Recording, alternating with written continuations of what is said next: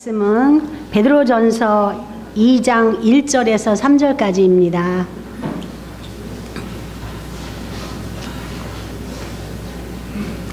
그러므로 모든 악독과 모든 기만과 외식과 시기와 모든 비방하는 말을 버리고 갓난 아기들 같이 순전하고 신령한 젖을 사모하라. 이는 그로 말미암아 너희로 구원에 이르도록 자라게 하려 함이라. 너희가 주의 인자하심을 맛보았으면 그리하라. 아멘.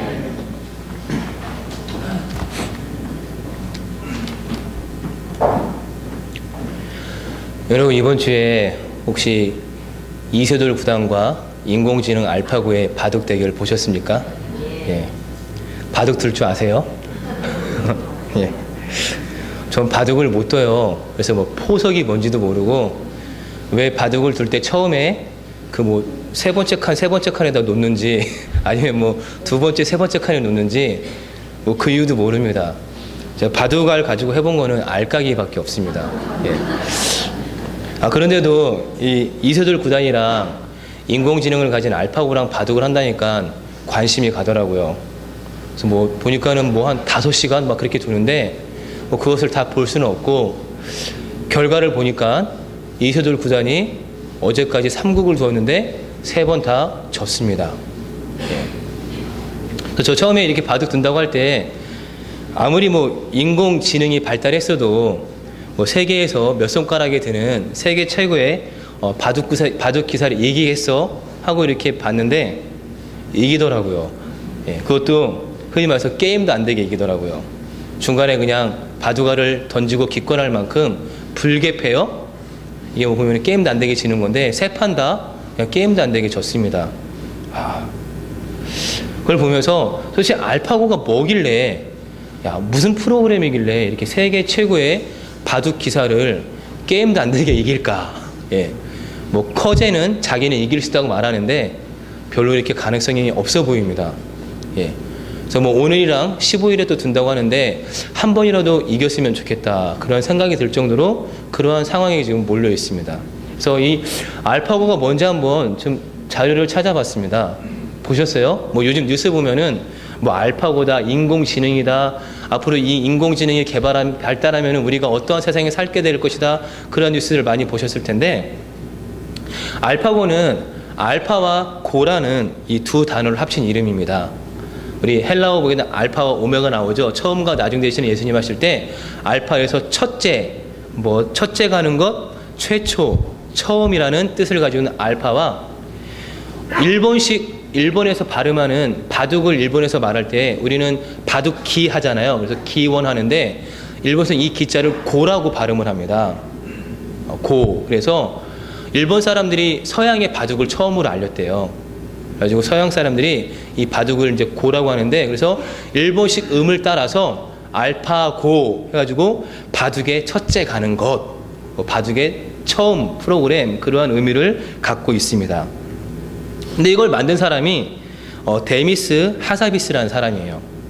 그 사람 영국에서 이렇게 자랐는데 굉장히 똑똑한 사람입니다. 그래서 15살 때 뭐 주니어 체스 챔피언을 할 만큼 체스도 잘 두고, 또 나중에 나이를 뭐 20살쯤에는 인공지능을 가미한 게임을 만들어서 이렇게 엄청난 돈을 번 사람이에요. 근데 이 사람이 이제 딥마인드라는 회사를 만들어서 현재는 약 200여 명의 과학자들이 여기에서 이렇게 일을 하면서 이러한 인공지능 프로그램을 만들고 있습니다. 근데 이러한 인공지능 프로그램을 만들려면 돈이 많이 필요하잖아요. 뭐 수천억 정도가 들어간다고 하는데 여기에 필요한 연구 자금을 구글이라는 회사에서 대고 있습니다. 그러니까 구글에서 이 회사를 인수했어요. 그래서 인수해서 이 인공지능 프로그램을 개발할 수 있도록 계속해서 연구비를 지원하고 있습니다. 근데 여러분, 괜히 이런 거 만드는 거 아니죠. 우리 이세돌 이기는 이런 프로그램, 바둑 프로그램 만들었다 자랑하고 싶어서 이런 프로그램을 만드는 게 아닙니다. 이 인공지능 프로그램을 만드는 목적이 있습니다. 왜 만들까요? 예. 이 데미스 하사비스라는 사람이 2014년 한 강연에서 이러한 이야기를 했습니다. 바둑은 지능의 원리를 탐색하는 과정일 뿐 최종 목표는 인간의 뇌와 비슷하게 작동하는 프로그램을 만들어내는 것입니다. 라는 거죠. 아니, 인공지능이 목표하는 게 뭐냐? 인간의 뇌와 같은 기능을 하는 그러한 지능을 가진 프로그램을 만들어내는 것이 목표입니다. 그런데요, 이게 이런 인공지능을 가진 프로그램이 만들어지는 로봇들이 만들어지면은요, 이제 미래에는 전쟁이 이렇게 바뀐다고 합니다. 지금은 군인들이 직접 나가서 막 싸우잖아요. 그래서 죽는 사람도 많잖아요. 근데 미래의 전쟁은 이 인공지능을 가진 군인들이 전쟁에 나갑니다. 그래서 이 인공지능이 스스로 도시나 건물 속에서 이 전쟁을 하면서 목표를 찾아내서 공격하는 그런 군사 무기를 만들고요.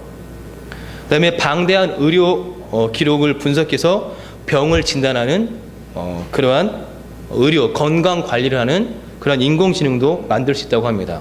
그래서 지금은 항암 치료를 받을 때 항암 주사를 맞으면 그 항암제가 이 혈관에 들어가지고 온몸에 있는 피를 싹 이렇게 피해서 이렇게 흘러가면서 뭐 좋은 세포까지 다 죽이잖아요. 근데 인공지능을 가진 이러한 로봇이 개발이 되면은 정말 작은 미세 로봇이 암세포 부위에만 이렇게 침투해서 항암제 역할을 하는, 그래서 부작용을 거의 없게 하는 그런 의료 기술을 만들 수 있다고 합니다. 여러분, 이런 세상이 올까요?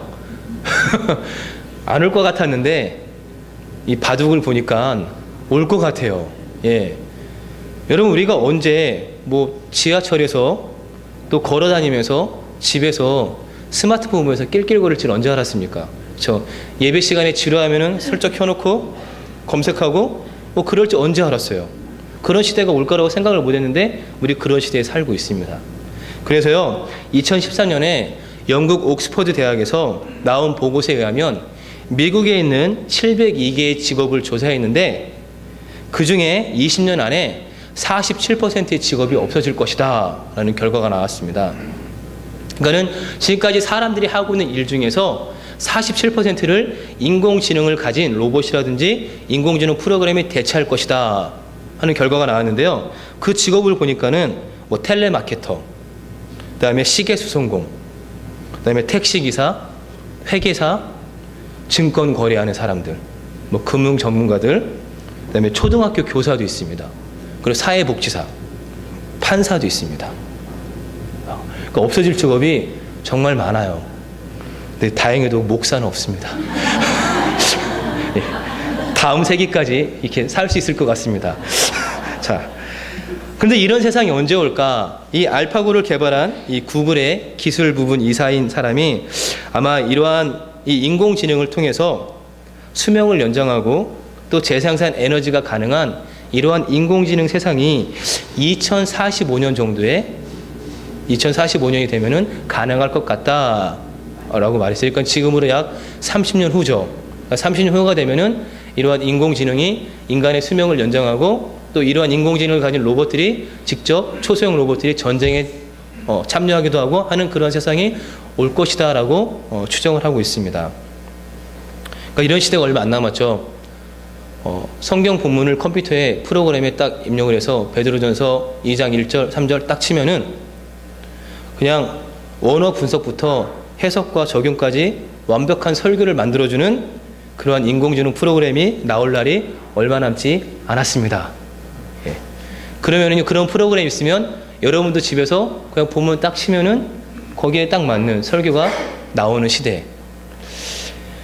여러분, 이런 시대에 사는 것이 행운일까요? 불행일까요? 자, 여러분, 이런 시대에 사는 게 행운일까요? 불행일까요? 예. 저는 행운이라고 생각합니다. 왜 행운이냐? 이러한 시대를 살아가면서도 변함없이 예수님을 기준으로 삼고 사랑과 정의의 공동체를 이루며 사는 이들이 있다는 것을 이 세상 사람들에게 보여주는 것만큼 행운이 어디 있겠습니까? 그러니까 우리가 이러한 시대를 살아가면서 뭐 인공지능이 발전을 하든 아니면 로봇들이 사람을 대신해서 하는 시대, 그러한 시대 속에서도 변함없이 하나님을 사랑하고 하나님을 섬기면서 살아가는 사람들이 우리다라는 것을 보여주는 것이 얼마나 행운일까요? 한쪽에서 보면은 뭐 인간의 존엄성이 인간성이 파괴되는 그런 시대를 사는 것이 불행일 수도 있지만 한편에서 보면은 그것이 우리에게는 행운일 수도 있습니다. 그러니까 우리가 각자의 삶으로 어떻게 대답하느냐에 따라서 이러한 시대를 사는 것이 행운일 수도 있고 불행일 수도 있습니다. 자, 근데 오늘 본문은 이런 시대에 그리스도인이 보여줘야 할 삶의 자세를 가르쳐주고 있습니다. 자, 오늘 1절을 보니까 이렇게 시작하죠. 그러므로 라고 시작합니다. 그러므로.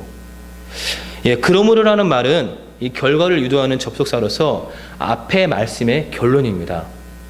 그러면 우리가 앞의 말씀을 보게 되면요, 1장 23절과 25절에 보게 되면 이렇게 말합니다. 너희가 거듭난 것은 썩어질 씨로 된 것이 아니요 썩지 아니할 씨로 된 것이니 살아있고 항상 있는 하나님의 말씀으로 되었느니라. 그러므로 모든 육체는 풀과 같고 모든 영광은 풀의 꽃과 같으니 풀은 마르고 꽃은 떨어지되 오직 주의 말씀은 세세토록 있도다 하였으니 너희에게 전한 복음이 곧 이 말씀이니라. 자, 우리 23절부터 25절을 읽었는데요. 이 말씀에서 반복해서 나오는 단어가 있습니다. 그건 바로 말씀이에요. 말씀. 그러니까 23절에는 하나님의 말씀으로 되었느니라. 24절에는 주의 말씀이 세세토록 있을지어다. 그리고 25절에는 너희에게 전한 복음이 곧 이 말씀이니라 라고 말합니다. 그러니까 23절부터 25절을 요약하면 이렇게 요약할 수 있습니다. 모든 육체와 영광은 풀과 같이 마르고 꽃처럼 떨어질지라도 주님의 말씀은 사라지지 않고 모든 사람을 구원의 길로 인도한다 라고 요약할 수 있습니다. 자, 그러면 이렇게 모든 사람을 구원의 길로 인도하는 그 주님의 말씀을 따라 살아가는 그리스도인들이 성숙한 그리스도인이 되려면 버려야 할 것이 있고 사모해야 할 것이 있습니다. 베드로는 2장 1절부터 3절에서 그러한 성숙한 그리스도인 되기를 소망하는 그리스도인들이 버려야 할 것과 사모해야 할 것을 가르쳐 줍니다. 자, 한번 1절 한번 보도록 하겠습니다. 1절 같이 읽겠습니다. 그러므로 모든 악독과 모든 기만과 외식과 시기와 모든 비방하는 말을 버리고. 성숙한 그리스도인이 되기를 원하신다면 버려야 할 것이 있습니다. 무엇을 버려야 되죠? 모든 악독과 모든 기만과 외식과 시기와 모든 비방하는 말을 버려야 합니다. 자, 5가지죠. 근데 여기에서 모든 악독은 뒤에 나오는 기만과 외식과 시기와 비방하는 말을 이렇게 품어주는 말이라고 할 수 있습니다. 그래서 우리가 버려야 할 것 4가지를 생각해 봐야 합니다. 자, 모든 기만을 버려야 합니다. 모든 기만. 자, 기만이 뭐냐? 자기 목적을 달성하기 위해서 거짓되고 간사한 언어를 사용하는 속임수입니다. 우리 장사할 때 이거 농약 친 건데 무농약입니다고 파는 사람들 있잖아요. 중국산인데 원산지를 속이고 국산이다라고 파는 사람들 있잖아요. 자, 그러한 속임수를 쓰는 것이 기만입니다. 그러니까 자기의 목적을 위해서, 자기의 유익을 위해서 다른 사람을 속이는 것. 뭐 박사학위 쓸 때, 논문을 쓸 때, 논문을 쓰면 어디에서 인용하면은 어디에서 인용했는지 각종의 출처를 분명하게 밝혀야 하는데 그것을 밝히지 않고 마치 자기가 연구한 것처럼, 자기가 공부해서 알아낸 것처럼 그냥 쓰는 것. 그래서 논문을 표절하는 것. 이런 것도 기만이죠. 그러니까 이러한 자기 유익을 위해서 누군가를 속이는 그러한 속임수가 기만입니다. 그래서 베드로는 성숙한 그리스도인이 되려면 그 기만을 버리라고 합니다. 자, 2번째로 외식을 버려야 합니다. 자, 외식. 말과 행동이 다른 겁니다. 여러분, 세상에서 말과 행동이 일치하면서 살아가는 사람이 얼마나 있습니까? 그렇죠? 저 이렇게 설교하지만 제가 설교한 대로 사나요? 여러분, 말씀 들은 대로 삽니까? 그렇게 살지 못합니다. 그러니까 말과 행동이 완전히 일치하게 살아가는 사람은 없습니다. 그런데 문제는 이 사람들에게 잘 보이려고 의도적으로 가면을 쓰고 연기하는 겁니다. 외식이 그거예요. 그러니까 누군가에게 잘 보이기 위해서 얼굴에 가면을 쓰고 연기를 하면서 살아가는 겁니다. 근데 이런 외식이 문제가 되는 이유는요, 이 외식이 하나님을 무시하는 행동이기 때문입니다. 우리는 하나님께서 살아계시고 언제나 우리와 함께 하신다는 사실을 믿는 사람들입니다. 자, 믿으십니까? 하나님이 언제나 우리와 함께 하신다는 사실을 믿으십니까? 자, 근데 우리가 외식하는 순간 그 하나님은 사라져요. 그 하나님은 사라지고 우리 눈에 누가 보이느냐? 예, 사람만이 보입니다. 내가 잘 보여야 할 사람만이 보여요. 내가 가면을 쓰고 연기해야 할 사람만이 보입니다. 그래서 하나님께서 살아계시고 언제나 나와 함께 하신다고 고백하지만 실제로 삶에서는 그렇게 인정하지 못하게 하는 것이 외식입니다. 그래서 베드로는 성숙한 그리스도인이 되기를 원한다면 외식을 버리려고 합니다. 그다음에 세 번째로 시기를 버려야 합니다. 시기. 예, 시기는 내가 원하는 것을 남이 가지고 있을 때 그를 미워하는 마음입니다. 그래서 이러한 시기하는 마음이 생기면은요, 공동체가 파괴됩니다. 자, 여러분, 형제 자매 간에 서로 시기해 보세요. 자, 그 가정이 어떻게 될까요? 예, 파괴됩니다. 동서들 간에 서로 시기해 보세요. 예, 그 가정 어떻게 될까요? 파괴됩니다. 여러분, 직장 동료와에서 시기해 보세요. 그 동료의 관계가 깨집니다. 자, 근데 베드로는 이 시기가 관계를 어떻게 깨트리는지를 경험한 사람이죠. 그래서 야고보와 요한이 예수님께, 예수님, 예루살렘에 가시면, 거기 가서 왕이 되시면 저희를 그 보좌 우편과 좌편에 앉게 해주십시오 라고 요청했을 때 다른 제자들과 함께 시기하는 마음을 품었습니다. 그래서 서로 시기하면서 누가 더 크냐 하는 문제로 다툰 사람이었습니다. 그래서 베드로는 말합니다. 그러한 시기가 공동체 관계를 깨서 공동체를 파괴하니까 시기하는 마음을 버리라고 합니다. 그리고 마지막으로 비방하는 말을 버리라고 합니다. 비방하는 말. 우리 이 말은 이렇게 당사자 앞에서는 당당하게 말하지 않고 당사자가 없을 때 그 사람의 약점이나 결점을 들춰내 비판하는 것을 말합니다. 여러분, 뒤에서 이렇게 누군가를 비방하고 물어뜯는 것만큼 재미있는 게 없습니다. 그렇죠? 그래서 잠언 18장 8절을 보게 되면 이렇게 말합니다. 남을 헐뜯기를 잘하는 사람의 말은 맛있는 음식과 같아서 뱃속 깊은 데로 내려간다. 예. 정말 남을 잘 헐뜯는 사람이랑 있으면은 그 사람이 누군가를 헐뜯을 때 그 사람 정말 재밌게 헐뜯거든요. 그래서 그 말을 들으면은 소화가 잘 돼요. 그래서 뱃속 깊은 곳까지 내려갑니다. 그 사람 덕분에 내 속이 시원해요. 예. 그 사람 덕분에 내 속이 시원해요. 그래가지고 들을 때마다 아무리 들어도 체하지 않습니다. 들어도 맛있고 들어도 맛있고 좋아요. 자, 그런데 이 비방하는 말도 시기와 똑같이 공동체를 파괴합니다. 그러니까 누군가의 약점이나 결점을 고쳐주고 싶으면 먼저 자신을 돌아보고 온유한 마음으로 지적해 주어야 합니다. 그리고 상대방이 없는 곳에서 비방하는 말을 하면 자기 마음이 부패되고 입이 더럽게 됩니다. 그래서 베드로는 여러분이 성숙한 그리스도인이 되기를 원한다면 모든 비방하는 말을 버리라고 합니다. 자, 그러니까 1절에 보니까 모든 악독과 모든 기만과 외식과 시기와 모든 비방하는 말을 버리라고 하는데, 여러분 성경에 보면은요, 이런 악독과 기만과 외식과 시기와 비방하는 말 때문에 예수님께 책망을 받은 사람들이 나옵니다. 자, 그들이 누구죠? 그들이 바리새인들입니다. 바리새인들. 바리새인들. 여러분, 바리새인들은 대단히 경건한 사람들입니다. 그래서 누가복음 18장에 보면은 이 바리새인들이 얼마나 경건했는지를 가르쳐 주는 것이 나옵니다. 한 바리새인이 성전에 기도하러 갔습니다. 그래서 기도하러 가서 하나님 앞에 딱 서서 이렇게 기도합니다. 하나님, 감사합니다. 나는 남의 것을 빼앗는 자나 불의한 자나 간음하는 자와 같은 사람들과 같지 않습니다. 더구나 이 세리와도 같지 않습니다. 나는 일에 2번씩 금식하고 내 모든 소득의 11조를 바칩니다. 하나님, 나 이렇게 정의롭고 공의롭고 정결하게 살게 해주셔서 감사합니다 하면서 기도했어요. 여러분, 하나님께 기도할 때 이렇게 기도합니까? 자, 어떠세요? 여러분, 하나님께 기도할 때 하나님 앞에 딱 서서 당당하게 하나님 감사합니다. 제가 정말 정직하고 공의를 행하고 정의롭게 살아가는 사람이 되게 해주셔서 감사합니다. 모든 11조를 하나님께 정직하게 드리고 하나님 앞에서 흠이 없게 살게 해주셔서 감사합니다 하면서 기도하세요. 예. 근데 이 사람들은 이렇게 기도했습니다. 그리고요, 이렇게 기도하는 그 기도를 옆에 사람들이 들으면 맞아. 바리새인들은 저렇게 기도할 수 있는 사람들이야. 그렇지. 바리새인들이야말로 저렇게 기도하는 사람들이야. 저들이 저렇게 기도하지 않으면 누가 저렇게 기도할 수 있겠어? 하면서 인정을 받을 정도로 경건하게 사는 사람들이었습니다.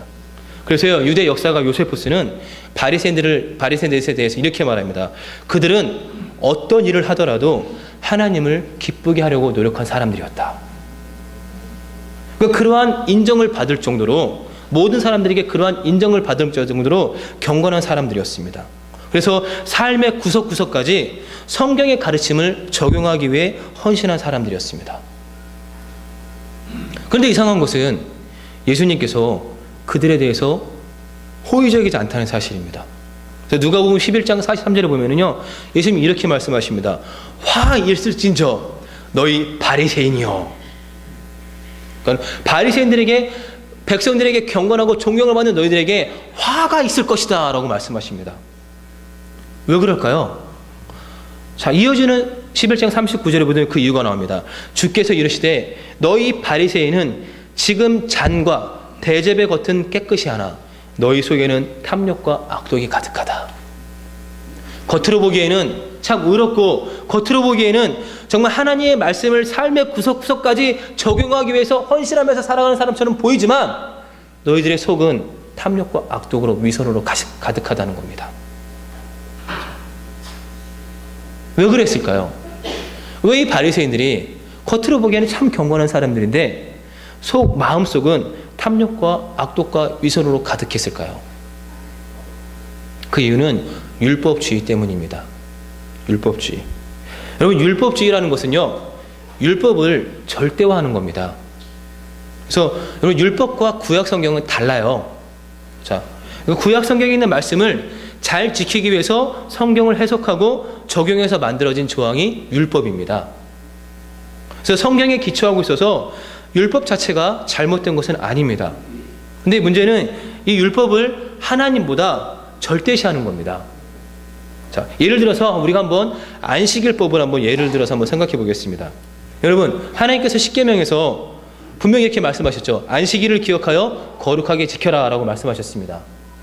자, 그럼 여러분, 어떻게 안식일을 지키는 것이 거룩하게 지키는 걸까요? 자, 여러분, 어떻게 안식일을 지켜야지 그 안식일을 거룩하게 지키는 걸까요? 한번 생각해 보십시오. 주일날 나와서 예배드리고 헌금하고 뭐 주일날에 물건 안 사고 뭐 그런 것들이 안식일을 거룩하게 지키는 걸까요? 조금 추상적이죠. 네. 하나님께서 구체적으로 안식일에 이것 하지 말고 이것 해라, 이렇게 하는 게 안식일을 거룩하게 지키는 것이다 라고 가르쳤으면 좋았을 텐데 그냥 안식일을 기억하여 거룩하게 지키라고 말씀하셨어요. 자, 그러다 보니까 이 유대인들이 어떻게 해야, 그럼 어떻게 해야 이 안식일을 거룩하게 지킬 수 있을까 고민했습니다. 그러면서 안식일에 해서는 안 되는 이 일들을 정하기 시작했어요. 그래서 안식일에는 밭을 갈아도 안 됩니다. 밭을 갈면 안 되고요. 안식일에 추수해서도 안 됩니다. 사냥해서도 안 돼요. 요리를 해서도 안 되고요. 불을 켜고 불을 끄는 일도 해서도 안 됩니다. 요즘에 불 켤 때 그냥 스위치만 딱 누르면 불이 켜지지만 그때는 불을 켜는 게 수고거든요. 힘들거든요. 불 한번 켜려면은 비벼야 되잖아요. 막 나무 가지고 와서 막 비비던지 해가지고 불을 펴야 됩니다. 그러니까는 바람 불어가면서 불꽃을 일으켜야 돼요. 그럼 불 한번 피려면은 땀나죠. 그러니까 그러한 불꽃을 피우는 일을 하면 안 됩니다. 그리고 이제 여기에 점점 세부 항목이 붙습니다. 자, 그러면 자, 안식일에 우리가 어디를 이동하는데 어디까지 이동할 수 있을까? 자, 1km까지는 걷는 것은 괜찮지만 그 이상 걸어가면 안 됩니다. 자, 그리고 손수건이 있잖아요. 손수건을 이렇게 몸에 붙이고 다니는 건 괜찮은데 손에 들고 다니면 안 돼요. 자, 피곤하죠? 근데요, 이것들이 점점 강화되면서 만약에 예를 들어서 내가 안식일에 손수건을 몸에 옷에 붙이지 않고 손에 들고 갔어요. 그러면 이게 안식일을 거룩하게 지키지 않은 겁니다. 내가 정말 급한 일이 있어서 내 사랑하는 가족이 쓰러졌다는 소식을 듣고 막 가는데 1km를 넘어가고 그랬어요. 근데 하필 그날이 안식일이었어요. 안식일을 지키지 않은 날이에요. 안식일을 거룩하게 지키지 않은 겁니다. 그러니까는 어느 순간부터 이 안식일의 규례가 하나님을 덮어버렸습니다. 하나님을 가려버렸어요. 그래서 하나님 앞에 거룩하게 안식일을 지키는 것이, 이 규례를 지키는 것이 안식일을 지키는 것이다 라는 그러한 율법주의에 빠진 채 살아갔습니다. 그리고 그러한 율법주의를 강조하는 사람들이 바리새인들이었어요. 그러한 바리새인들, 그러니까 율법에 담긴 그 하나님의 마음, 하나님의 정신은 잊은 채 이 주의에 빠져가는 사람들, 율법주의에 빠져가는 사람들이 바리새인들이었습니다. 그 결과 그들은 모든 악독을 대표하는 존재가 되고 말았습니다. 근데 우리에게도 이런 바리새인들의 모습이 있습니다. 우리에게는 바리새인들의 모습이 없을까요? 자, 톰 허스베툴이 쓴 불편한 진실, 내 안에 바리새인이라는 책에 보게 되면 우리 안에 있는 바리새인들의 모습을 점검하는 경고등이 나옵니다. 제가 한번 질문할 테니까 이 질문을 듣고 예와 아니오를 한번 대답해 보세요. 자, 1번. 나는 자신을 남과 비교하고 나처럼 살지 않는 사람을 무시한다. 업신여긴다. 2번. 하나님께서 내 죄를 용서하셨음을 얼마나 깊이 인정하는가.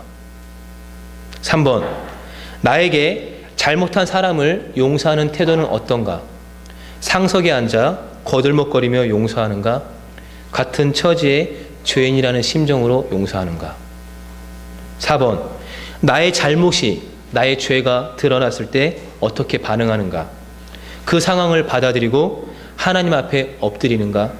아니면 나의 잘못을, 나의 죄를 밝힌 이에게 분노하는가? 예, 이러한 것에 우리 자신을 대입해 보면 우리 안에 바리새인의 속성이 있는지 없는지를 알게 됩니다. 예. 우리 안에 바리새인의 속성이 있습니다.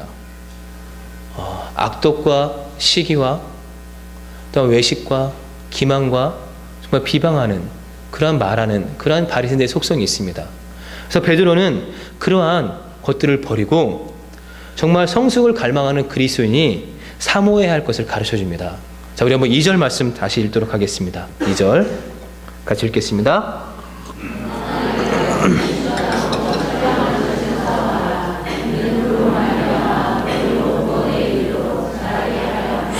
예, 성숙을 갈망하는 그리스도인은 이 5가지를 버리고 자, 사모해야 할 것이 있습니다. 무엇을 사모해야 됩니까? 무엇을 사모해야 되죠? 신령한 젖을, 순전하고 신령한 젖을 사모해야 됩니다. 순전하고 신령한 젖을 사모해야 합니다. 자, 여기서 순전하다는 말은요, 앞에 말했던 기만이라는 말과 반대말이에요. 그러니까 속임수나 거짓이 없는 순수한 상태를 말하는 겁니다. 자, 그리고요, 신령한 젖하고 하는데, 신령한 젖을 사모하라고 하는데, 여기서 신령하다는 것은 말씀을 의미하는 로고스에서 파생된 단어입니다. 그러니까 2절을 정리하면 이렇게 정리할 수 있습니다. 갓난아기가 엄마의 젖을 갈구하는 것처럼 거짓이 없는 순수한 마음으로 말씀을 사모하라 하는 거죠. 예. 여러분, 갓난아기는 하루 종일 엄마에게 젖을 달라고 합니다. 그렇죠? 예. 이유는 하나입니다. 왜 엄마에게 젖을 달라고 하죠? 젖을 안 먹으면 죽으니까. 예. 젖을 안 먹으면 죽잖아요. 그러니까 젖을 달라고 엄마에게 하루 종일 요구합니다. 자, 그럼 왜 베드로는 우리에게 갓난 아기처럼 말씀을 사모하라고 할까요? 왜 그럴까요? 예, 말씀을 먹지 않으면 죽으니까. 예, 우리가 말씀을 먹지 않으면 죽으니까 갓난 아기처럼 거짓이 없는 순수한 마음으로 말씀을 사모하라고 합니다. 자, 그럼 여러분, 이 갓난 아기처럼 거짓이 없는 순수한 마음으로 하나님의 말씀을 먹으면서 살고 계십니까? 잘 먹으세요? 예. 근데 많은 분들이 좀처럼 이 말씀을 먹으려고 하지 않습니다. 왜 그럴까요? 이 말씀을 잘 안 먹으려고 그래요. 왜 그러냐면은 몇 가지 이유가 있는데, 어른이 되었기 때문입니다. 예. 어른은 더 이상 엄마에게 젖을 달라고 안 합니다. 엄마 젖보다 맛있는 게 있는 걸 알아요. 그렇죠? 아이들 돌 지나고 뭐 사탕 먹기 시작하면은 초콜릿 먹기 시작하면은 그게 엄마 젖보다 훨씬 더 맛있거든요.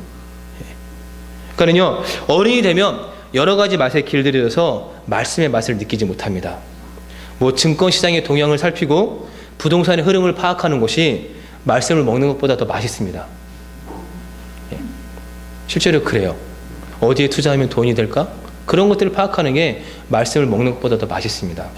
그 다음에 두 번째로 말씀을 먹는 것이 부담스러워요.